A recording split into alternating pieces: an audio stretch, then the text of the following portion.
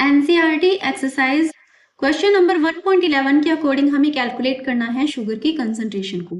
इस क्वेश्चन के अकॉर्डिंग कहा गया है कि 20 ग्राम शुगर को अगर हम वाटर में डिसॉल्व करते हैं और उससे जो सॉल्यूशन बनता है उसका वॉल्यूम है 2 लीटर, तो इस सॉल्यूशन के अंदर जो शुगर की कंसंट्रेशन है मोल पर लीटर में वो क्या होगी। यानी कि हमारे पास एक सॉल्यूशन है, इस सॉल्यूशन के अंदर आपको एक सॉल्वेंट देखने को मिलेगा और दूसरा सॉल्यूट देखने को मिलेगा और इस सॉल्यूशन की वॉल्यूम है 2 लीटर। सॉल्वेंट हमारे पास वाटर है और सोल्यूट हमारे पास शुगर है जो कि है C12H22O11। और यहाँ पर हमने सॉल्वेंट के अंदर 20 ग्राम शुगर को ऐड किया है, जिसके बाद में हमारे पास जो फाइनल वॉल्यूम बनता है सॉल्यूशन का वो बनेगा 2 लीटर। अब हमें ये बताना है कि यहाँ पर जो शुगर की कंसंट्रेशन है वो क्या है मोल पर लीटर, यानी कि हमें यहाँ पर बताना है मोलैरिटी के बारे में। तो पहले हम लिख लेते हैं कि हमें क्या गिवन है। हमें यहाँ पर गिवन है मास ऑफ सोल्यूट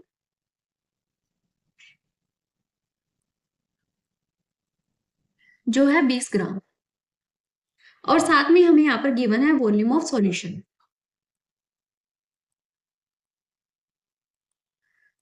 जो कि इक्वल है 2 लीटर के। और इस क्वेश्चन के अंदर हमें शुगर की कंसंट्रेशन बतानी है मोल पर लीटर में, यानी कि हमें यहाँ पर कैलकुलेट करनी है मोलैरिटी। तो मोलैरिटी को कैलकुलेट करने के लिए हम क्या करेंगे, यहाँ पर मोलैरिटी का फॉर्मूला लिख लेते हैं। Molarity is equal to number of moles of solute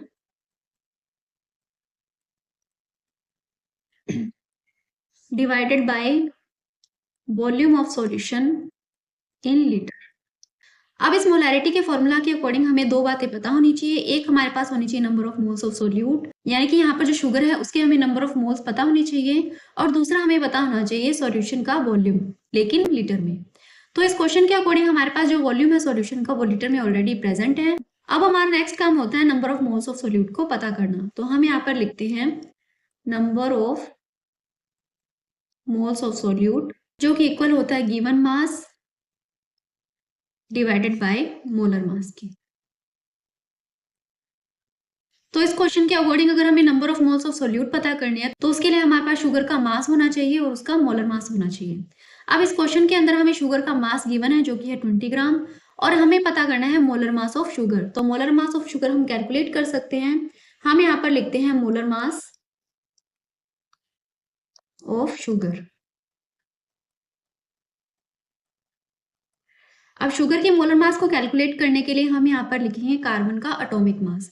तो कार्बन का एटॉमिक मास होता है 12 और शुगर के मॉलिक्यूल के अंदर आपको 12 कार्बन देखने को मिल रहे हैं, इसलिए मल्टीप्लाई करेंगे 12 से। प्लस हाइड्रोजन का जो मास है वो है 1, मल्टीप्लाई करेंगे 22 से। प्लस ऑक्सीजन का जो मास होता है वो होता है 16 और मल्टीप्लाई करेंगे 11 से, क्योंकि यहाँ पर टोटल 11 ऑक्सीजन है। इन सभी को कैलकुलेट करने के बाद में हमारा जो आंसर आता है वो आता है 342 ग्राम पर मोल। तो हमने यहाँ पर जो मोलर मास है शुगर का उसे कैलकुलेट कर लिया है जो कि आया है 342 ग्राम पर मोल। अब ये जो मोलर मास है इसे हम रखेंगे नंबर ऑफ मोल्स वाले फॉर्मूला के अंदर। तो हमारे पास गिवन मास था 20 ग्राम और हमारा जो मोलर मास है शुगर के लिए वो है 342 ग्राम पर मोल। जब हम इसे कैलकुलेट करेंगे तो हमारे पास आंसर आएगा 0.058, यानी कि इस सॉल्यूशन के अंदर जो नंबर ऑफ मोल्स है शुगर के वो है 0.058। अब जब हमें number of moles of solute पता लग गए हैं तो हम मोलैरिटी वाले फॉर्मूला के अंदर वैल्यू रख सकते हैं और मोलैरिटी कैलकुलेट कर सकते हैं।